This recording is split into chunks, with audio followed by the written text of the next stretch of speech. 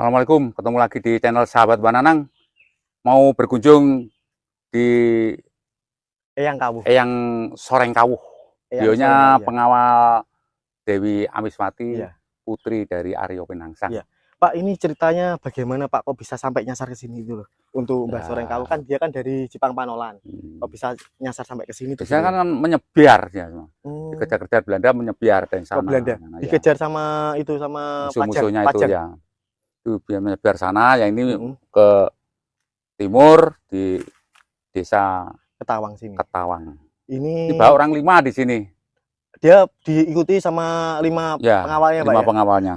Perlu diketahui Mbah Soreng Kawuh adalah salah satu punggawa yang dipercaya oleh Adipati Aryo Penangsang untuk mengawal putrinya melarikan diri waktu dari Kadipaten Jepang Panolan kalah perang dengan Panembahan Senopati.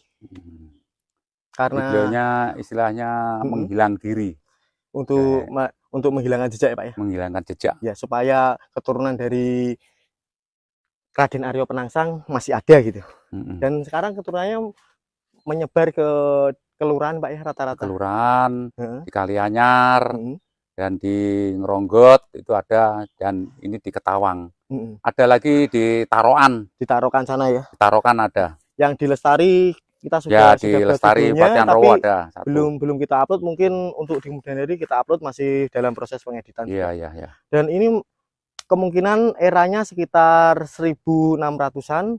Ini waktu Demak terakhir dipegang oleh Raden Aryo Penangsang untuk sultannya, sepeninggal dari Sultan Trenggono, karena ada perebutan kekuasaan, dan yang berhak naik tahta sebenarnya orang tua beliau, karena orang tua beliau adalah adik dari Adipati Unus. Nah, sedangkan Adipati Unus kan meninggal waktu ekspedisi, Pak ya. Ekspedisi ke Melayu untuk menghalau Portugis, seperti itu. Ya, berarti meninggal, terus akhirnya harus digantikan oleh adiknya. Ya, adiknya itu dibunuh oleh Sunan Prawoto, anak dari Sultan Trenggono. Seperti itu dalam kiasan sejarah dari Babat Tanah Jawi, Babat Kediri. Seperti itu juga kita sumber dari makam-makam ini semua berasal dari 2 babat itu.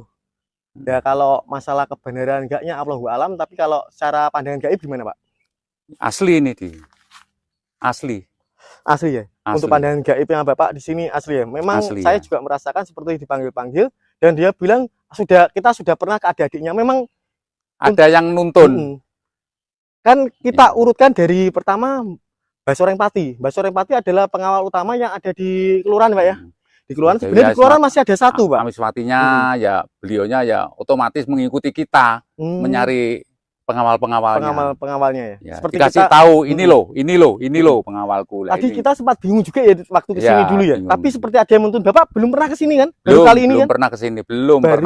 Baru kali ini Bananang kesini. Orang sini tuh enggak tahu Mbah Soreng. Bahkan kita tanya orang sini, mana makamnya Mbah Soreng, nggak tahu, taunya punden aja. Ya. Taunya cuma punden aja, seperti itu.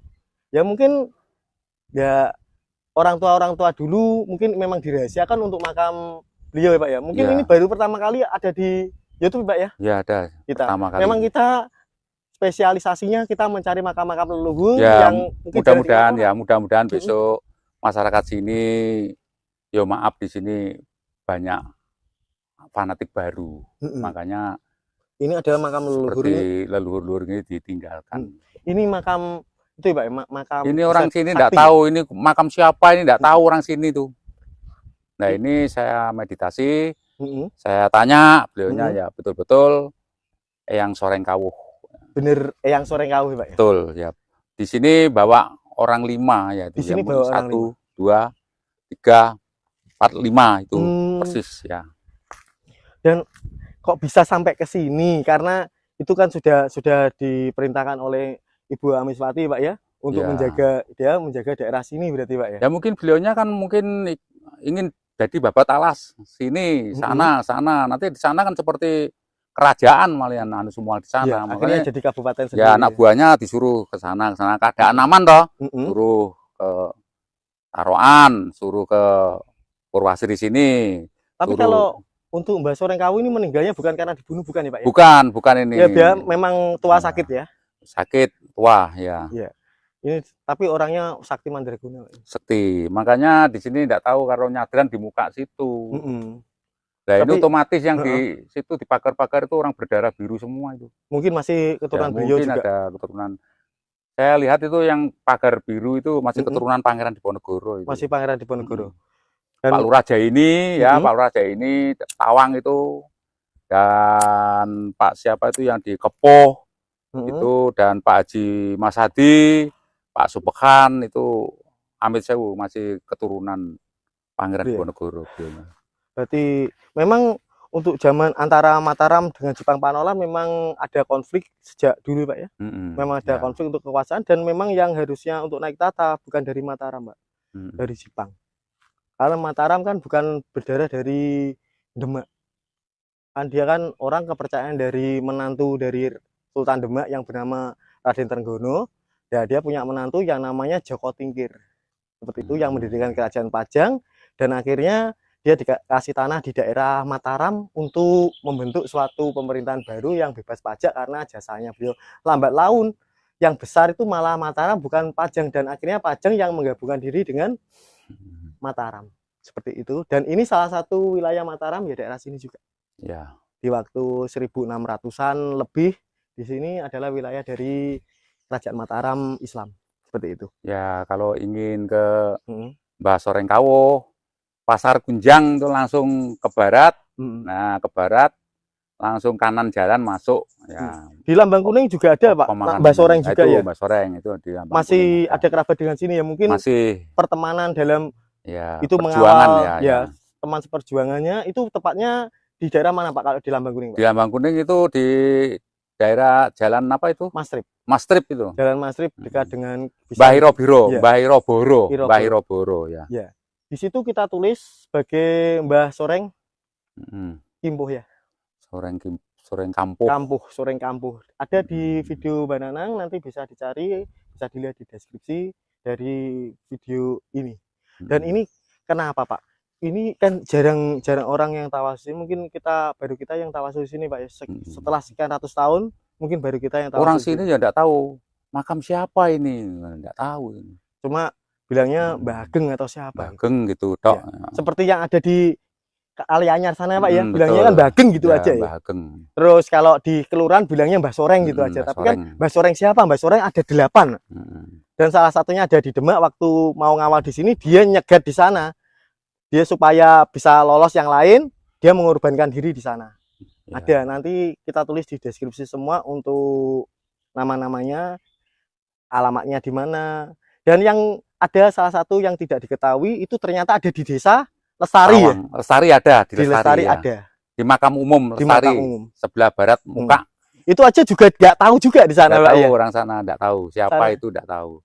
Hanya pernah diziarahi orang Bloro sana. Ya. Bloro itu bekas dari Jepang Panolan, Pak. Ya. Kalau Bloro itu bekas dari daerah Jepang Panolan, daerah dari Aryo Penangsang. Besoknya kalau kita punya rezeki, kita akan berkunjung ke makam beliau ya, Raden Aryo Penangsang, Pak ya. Kalau kita punya rezeki, kita masih punya keinginan ke sana, Pak ya. Ya.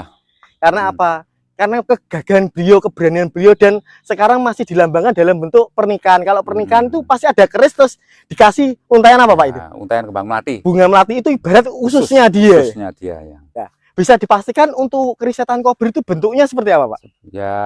Mungkin berkelok ya, Pak ya. Berkelok, lu berapa gitu ya. Kita nggak tahu, tapi kalau lu lurus dia ketika dicabut kan nggak mungkin sampai kena usus. Kemungkinan lu ya.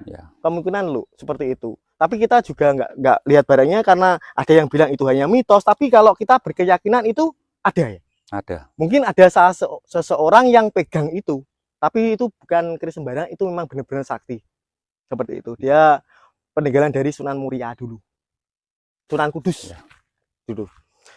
Acara selanjutnya kita akan melakukan tawasul, Pak ya. Tawasul ya. Kita akhiri sesi untuk pengungkapan sejarah dari Eyang Soreng Kawuh. Wassalamualaikum warahmatullahi wabarakatuh. Waalaikumsalam warahmatullahi wabarakatuh.